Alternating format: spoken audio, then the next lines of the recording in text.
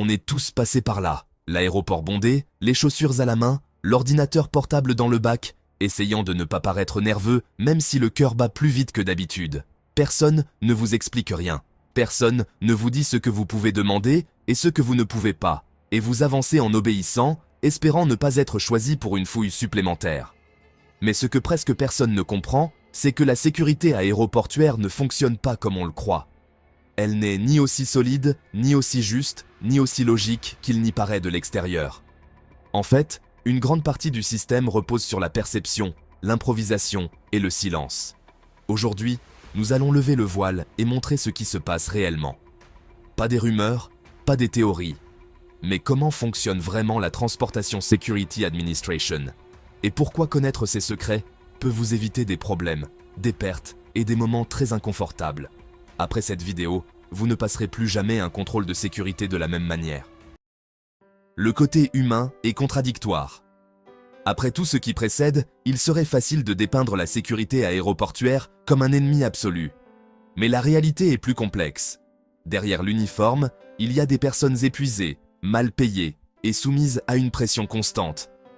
Beaucoup d'agents ne craignent pas les règles, ils ne font que les appliquer. Ils passent des journées entières à faire face à des voyageurs stressés, des retards, des plaintes et des décisions impopulaires. Dans ce contexte, l'épuisement est inévitable. Cela ne justifie ni les abus ni les erreurs, mais cela aide à comprendre pourquoi le système échoue de manière si humaine. Ce n'est pas seulement un problème d'individu, mais d'une structure qui ne protège pas toujours ni le passager ni le travailleur. Reconnaître cette dualité est essentiel pour comprendre que le vrai problème n'est pas personnel, mais systémique. Votre valise enregistrée n'est pas en sécurité. Enregistrer une valise donne un faux sentiment de tranquillité. Vous la déposez, elle disparaît sur un tapis roulant et vous supposez qu'elle réapparaîtra intacte à votre destination. Mais le voyage d'une valise est long et passe par de nombreuses mains. Toutes les valises sont scannées et, une partie significative est ouverte manuellement. Les cadenas brisés, les fermetures forcées et les objets déplacés sont plus courants qu'on ne le reconnaît publiquement. Le problème apparaît quand il manque quelque chose. Prouver à quel point la perte s'est produite est presque impossible. Et sans preuve claire, les réclamations aboutissent rarement. Enregistrer n'est pas synonyme de protéger, c'est simplement déléguer le contrôle. Et dans un système avec tant de variables, cela peut coûter cher. Scandale d'embauche. Après les grands attentats qui ont marqué l'histoire de l'aviation, le besoin de personnel était urgent. Trop urgent à vrai dire. Des milliers d'employés ont été embauchés sans que les vérifications d'antécédents ne soient correctement effectuées. Avec le temps, il a été découvert que certaines de ces personnes avaient des casiers judiciaires ou des liens préoccupants. Il ne s'agissait pas de cas isolés, mais de défaillances structurelles dans le processus de recrutement et de suivi. Le problème s'est aggravé en découvrant qu'une fois embauchés, de nombreux employés n'étaient pas réévalués régulièrement. Le système supposait que si quelqu'un avait été approuvé une fois, il resterait fiable pour toujours. Quand une agence chargée de détecter les risques échoue à identifier les siens, la confiance du public en pâtit, et la regagner n'est pas chose aisée. Le vrai problème du vol interne.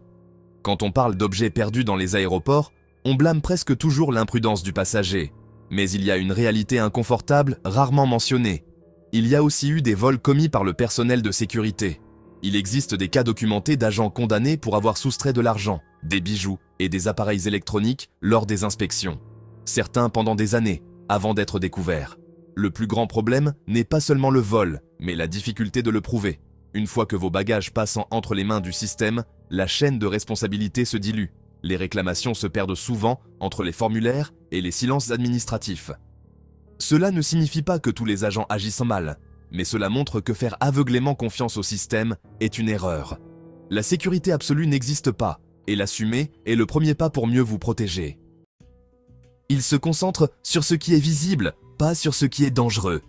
L'une des critiques les plus fréquentes des experts en aviation est qu'une grande partie de la sécurité aéroportuaire se concentre sur ce que le passager peut voir. Les liquides, les ceintures, les chaussures, les petits objets voyants, tout cela communique l'action, le contrôle et la vigilance. Mais, sincèrement, cela ne communique pas toujours l'efficacité. Pendant que les agents passent du temps à confisquer des articles à faible risque, des audits internes ont montré que des menaces bien plus graves ont réussi à passer inaperçues. Le problème n'est pas l'existence des contrôles, mais le déséquilibre. La sécurité réelle est souvent silencieuse, invisible et basée sur le renseignement. Cependant, le système privilégie ce qui justifie sa présence auprès du public. Le résultat est un sentiment de protection qui ne correspond pas toujours à la réalité. Pour le voyageur, cela se traduit par de la frustration. On respecte des règles strictes sans comprendre pourquoi, alors que le véritable danger ne reçoit pas toujours la même attention. Le truc des voyageurs experts. Avec le temps, beaucoup de voyageurs fréquents apprennent qu'au contrôle de sécurité, il ne suffit pas d'obéir, il faut anticiper. L'une des astuces les plus efficaces est de contrôler le moment où vos affaires se retrouvent seules.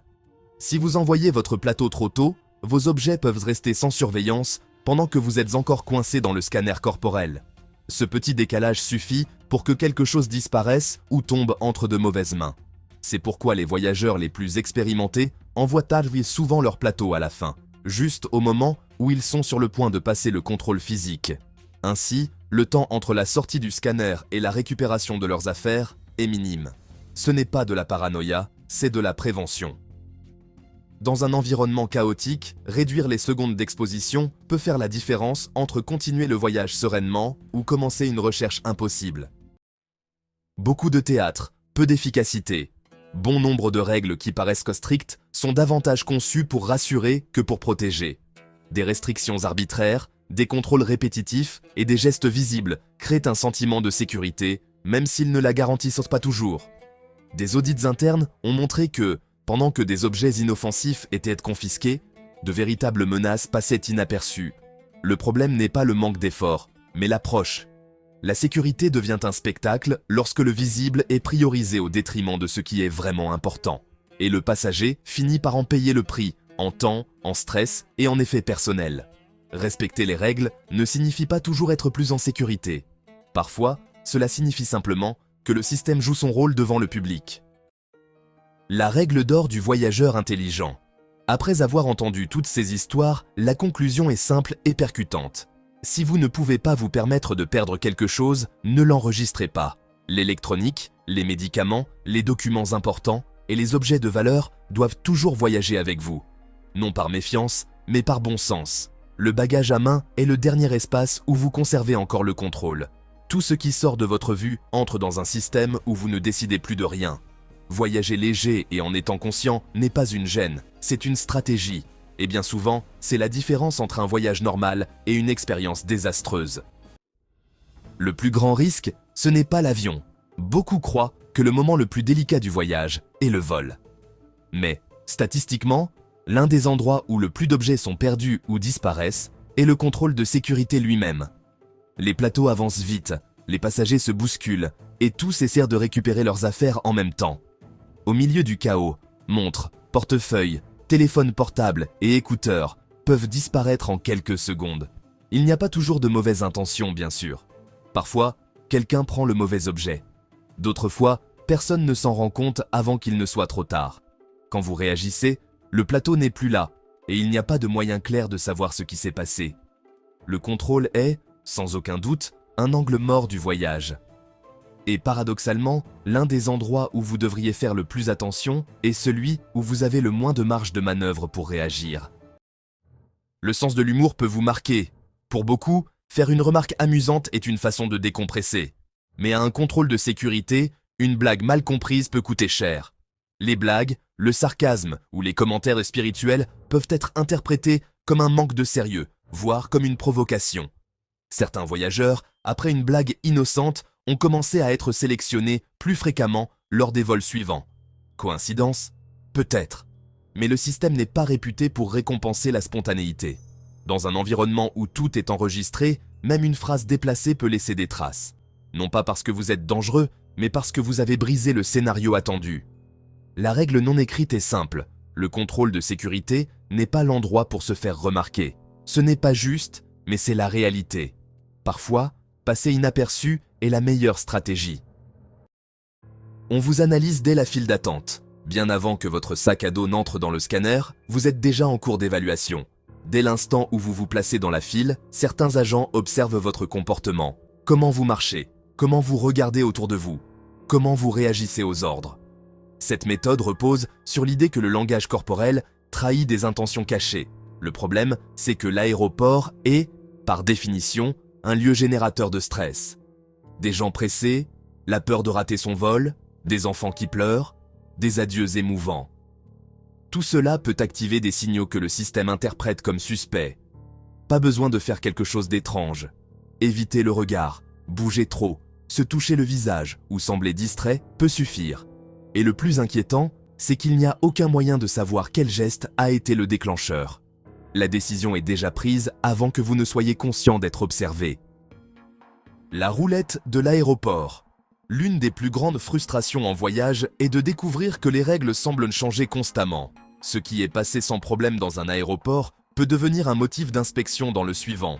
Ce n'est pas de l'incompétence, ni une erreur humaine. Cela fait partie de la conception.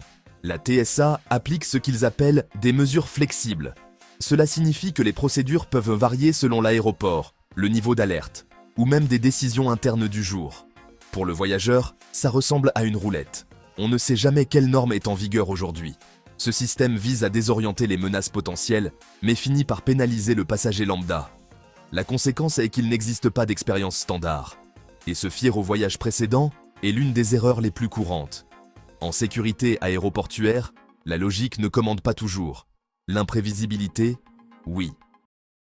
La question qui change tout. Il y a une phrase simple qui peut transformer complètement une interaction inconfortable à un contrôle de sécurité. Est-ce une exigence ou juste une demande? Prononcée calmement, sans ironie ni défi, cette question oblige l'agent à faire la différence entre ce qu'il peut réellement vous exiger et ce qu'il ne fait que demander. Et cette différence est essentielle. Beaucoup de voyageurs racontent comment, après avoir posé cette question, le ton de l'agent change immédiatement. Non pas parce que l'agent est mal intentionné, mais parce que le système est conçu pour que la majorité ne remette rien en question. Lorsque vous posez la question avec respect, vous démontrez que vous connaissez vos droits. Vous ne devenez pas un problème, vous devenez conscient. Et un passager conscient est beaucoup plus difficile à intimider. Cette simple phrase ne crée pas de conflit, elle crée de la clarté. Et dans un environnement où presque tout est confus, la clarté est un pouvoir. Le code SSS. Peu de choses génèrent autant d'anxiété que de voir des lettres mystérieuses imprimées sur votre carte d'embarquement. Le code SSS signifie que vous avez été sélectionné pour une fouille de sécurité secondaire. Et quand il apparaît, il n'y a aucun moyen d'y échapper. Ce type de contrôle implique une inspection minutieuse des bagages, une fouille corporelle complète et, dans de nombreux cas, des retards importants. Le plus frustrant est qu'on ne vous explique presque jamais la raison. Certains passagers ne le voient qu'une seule fois. D'autres commencent à le voir à répétition sans raison apparente. Il n'y a pas de système transparent pour sortir de cette sélection. Et bien que cela n'implique pas que vous soyez sur une liste noire, cela signifie que votre voyage sera plus long et plus inconfortable. Voir ce code n'est pas une accusation, mais ce n'est pas non plus un hasard. C'est le rappel que, dans ce système, vous ne savez pas toujours pourquoi vous êtes choisi.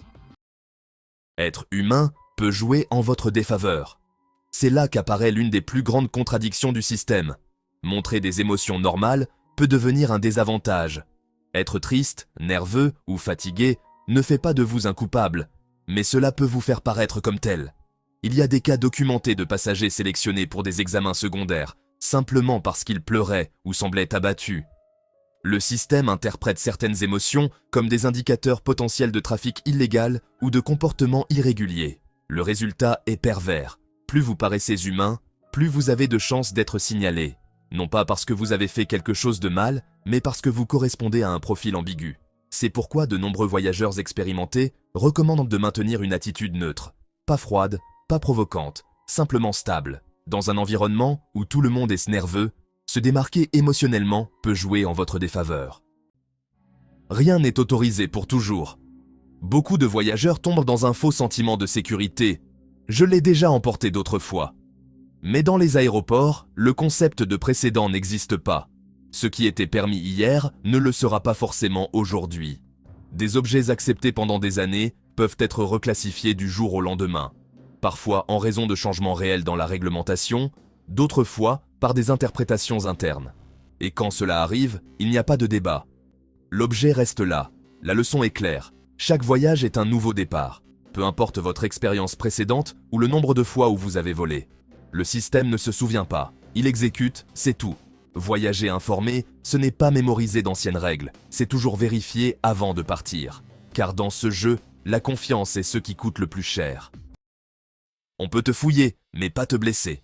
Les fouilles corporelles sont l'un des moments les plus tendus pour de nombreux voyageurs, surtout pour les personnes souffrant de conditions médicales, de douleurs chroniques ou de handicaps invisibles. Ce que peu de gens savent, c'est que la TSA est légalement tenue d'adapter la procédure si le passager signale une limitation physique. Un agent ne peut pas exercer de pression excessive ni causer délibérément de la douleur. S'il le fait, il dépasse les bornes.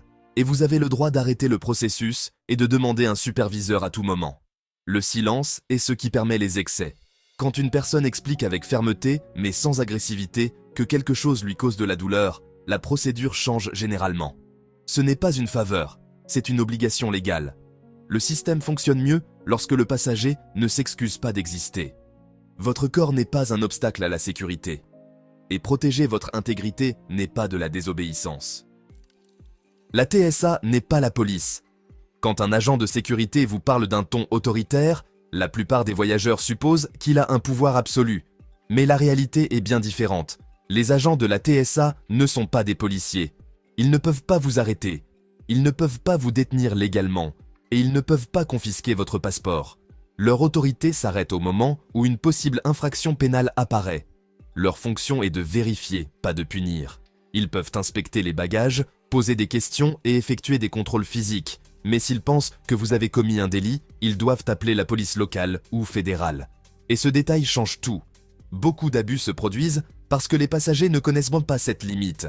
La peur fait que les gens obéissent à des ordres qui ne sont en réalité pas obligatoires. Savoir que le pouvoir de l'agent est limité n'est pas confronté. C'est équilibrer la relation.